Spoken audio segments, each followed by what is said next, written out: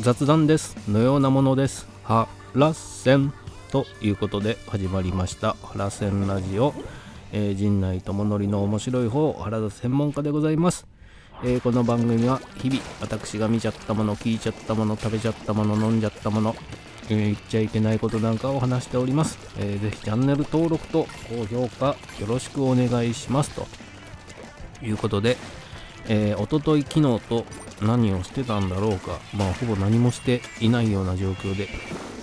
昨日これをね撮ってたんですけども、すぐに出なくちゃいけなくて、またしても陣内くんの YouTube の撮影で出なくちゃいけなくて、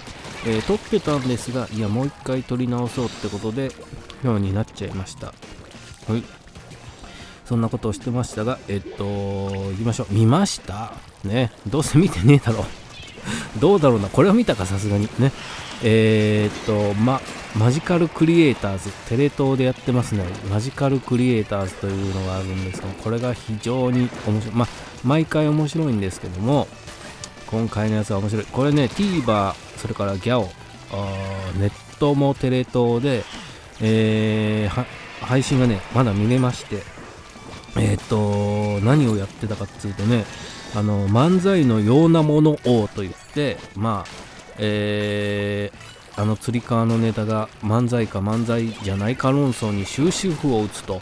あれはね、他のこの漫才のようなものをに出てくる漫才のようなものを見たら、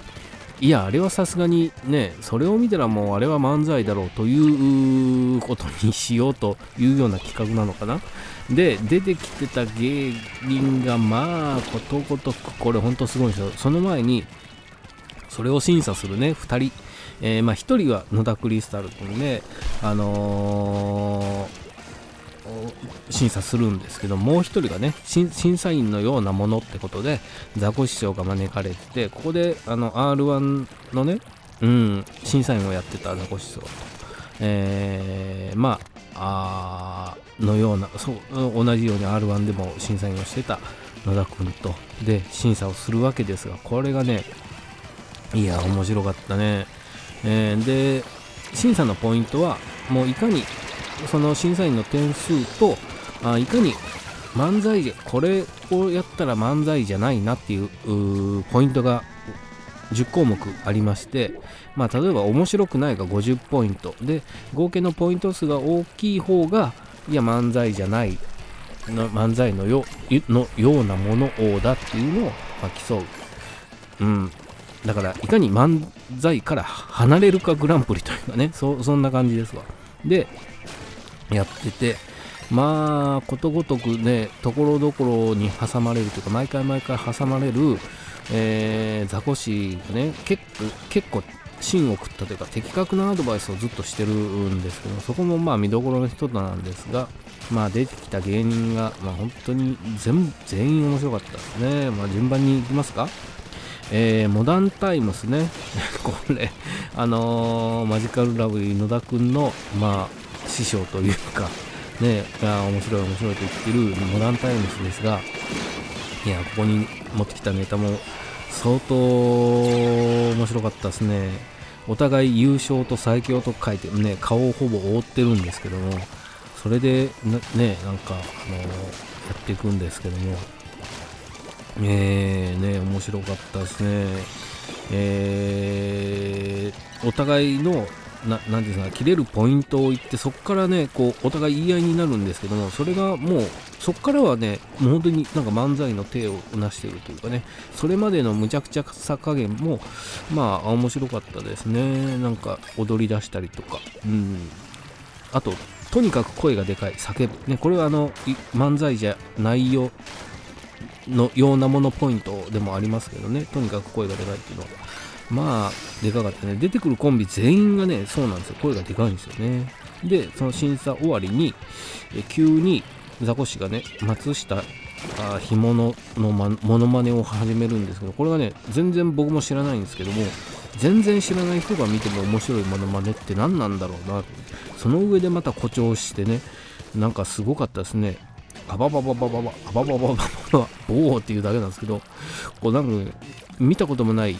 知らない芸人のモノマネをねして、それをさらに誇張してても面白いって、あれは何だろうな、本当に似てるんだろうなとか思いながら見ておりました。モダンタイムですね。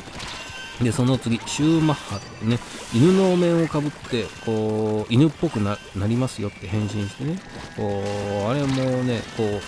なんだろう、ビッグスモールみたいなね、体を張った芸ですよ。体幹こう体で表現する芸なんですけど、これもまあ面白かったですね、普通に。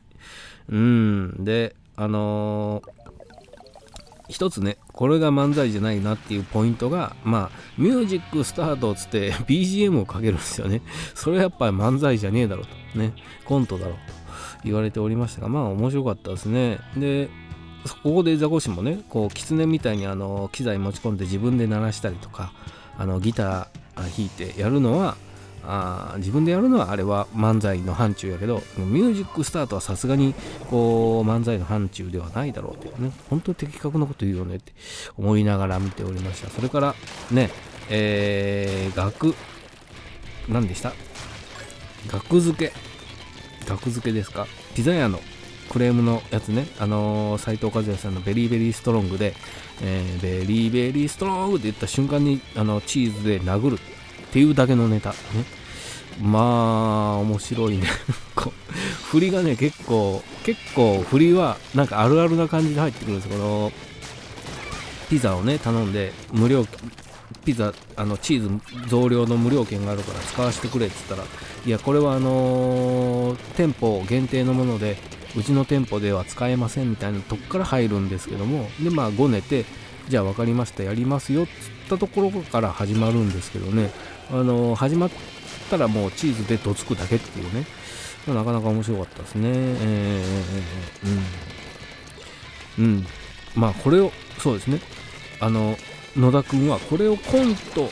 まあこれは漫才じゃないなって言ってて、ただこれを何ですか、じゃあ漫才じゃないんだからっつってコントかっつった言われたら、いやそれもコントじゃないと、漫才でもなければコントでもないね、イコールこれはお笑いではないと言われてましたけどね。いや面白い、まあ確かになんかこう表現のね、まあそういうジャンルでくくる必要もないとは思うんですけどね、面白ければ。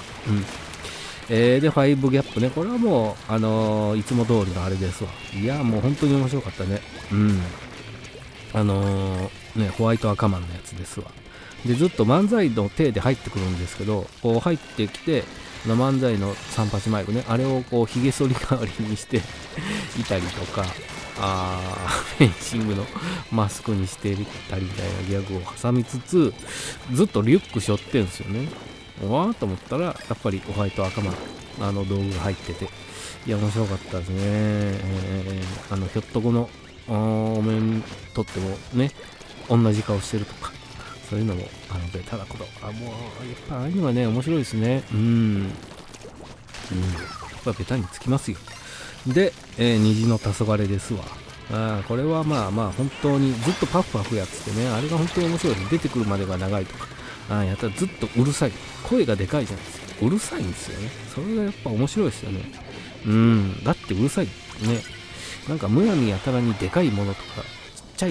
ちゃいものはあんま面白いって思わないかな、可愛いってなっちゃうから。やっぱむやみやたらにでかいものって面白いですよね。なんででかいんだっていうだけで面白いですね。それ声も一緒ですよね。面白いですね。あと野沢ダイブのね、あれ本当にかっこいいじゃないですか。でいろいろギャグがねこう尻滅裂っぽく見えますけど、よく見てみるとなんか薄い文脈でつながってるんですよね。だからラップ的な感覚というかね、こう、言葉ラップ道具は言葉と言葉を紡ぐんですが、野沢ダイブの場合は言葉と行動、顔で表したりね、なんかそういうところでこうつないでいくラップの感覚があるというかね、って見てて思いますね。高橋秀樹の娘さんって鼻ひんむいてやるねモノマネとか、あれめちゃくちゃ面白いですね。でネタ自体は仮に生物統一じゃんけん大会だっつってカニが出てきてね、パー出して負けるんですよ。で、カニの爪剥がしてこれだったらパーでも勝てるっつったら、今度はチョキ出して負けるみたいな、結構やってるネタの筋はベタなんですよね。そこにああいう無茶苦茶なことをこう絡めてくるんですね。いや、非常に面白い。昔からずっとね、ザコシのハリウッド予選にも出てて面白いですね。で、グルービーラビッシュ。これはね、ずっと踊ってるやつね。あと、最初ね、お願いしますしか言わないみたいな。ボケというか。まあ、曲かけて踊って歌ってみたいな。結構、なんか、一つのね、ワンパッケージのショーとしてはこれ面白かったですね。よくできているなと思って、感心しちゃう。だから逆にこの中では浮いちゃってるというね。ちょっと、あまりにもちゃんとしてたねっていう。そんな評価ある？ちゃんとしててダメってある？で、ランジャタイ。僕はこれが一番面白かったかな。うっちゃんなんちゃんのお面でずっと踊ってるの。あれもうたまらんかったな。で、後ろでうっちゃんなんちゃんの人型の人形というかね、ペラペラの紙で、今こっちですよ、こっちです、うっちゃんですよ、なんちゃんですよ、みたいなのをやりつつ、前ではね、お面をこう、うっちゃんなんちゃん、うっちゃんなんちゃん、なんちゃんなんちゃん、うっちゃんみたいなことをずっとやってるっていう、それだけなんですけど、いや、リズム、テンポ、だけで笑わしてるよね。でも、まあ、それだけで笑えるんだなっていうのが、こう、見て取れたというか、本当に面白かったな、これ。で、ニャンコスターね。ニャンコスターは、アルファオートマーってサンスケがずっと叫んでましたが、アンゴラ村長が、それに輪をかけて、こう、むちゃくちゃというかね、センターマイクいきなり取っ払って出してきた、ね、手作りなのか、ね、センターマイク上のふ菓子をね、こう、かじりつくっていうね。にしてもずっとアルフォートマンでやかましい、うるさいね。やっぱ面白いですね。で、相変わらずのね、なんだろう、可愛さもね、ありますけど、とっつきやすいじゃないですか。アンゴラ村長可愛いなと思ってとっつくと、こう、飼い犬に噛まれるみたいな、ね、ニャンコスターなのにね、そういうところが面白いですよねっていうのをやっておりました。これ、前編後編に分かれて、ネットもテレ東でね、もう見れるし、ギャオでも見れるって書いてますね。TVer でもありますし、これはもうぜひね、本当に面白かったんで、見ていただきたいっていうのと、のようなもの、これね、もう最後になっちゃったけど、のようなものという映画がね、あるんですけども、高田文夫先生と森田義満監督の、学生時代の物語をそのまま映画にしたのがあるんですよ。これね、本当に面白いんで、僕は Amazon プライムで見たのかな、まだ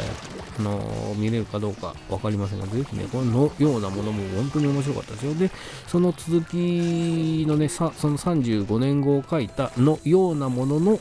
ようなものっていう映画も、2016年に公開されておりまして、この辺を見ると、こう、なんていうんですかね、こう、小芸能というか芸能の歴史がちらりと見えるんじゃないかなと思いますので、それも合わせて見ると面白いかなと思いましたが、いや本当にむちゃくちゃで面白かったね。このマジカルクリエイターで毎回面白いんで、見れるうちにね、ぜひ見てくださいと。ちょうど時間となりましたということで、ぜひチャンネル登録と高評価よろしくお願いします。ありがとうございます。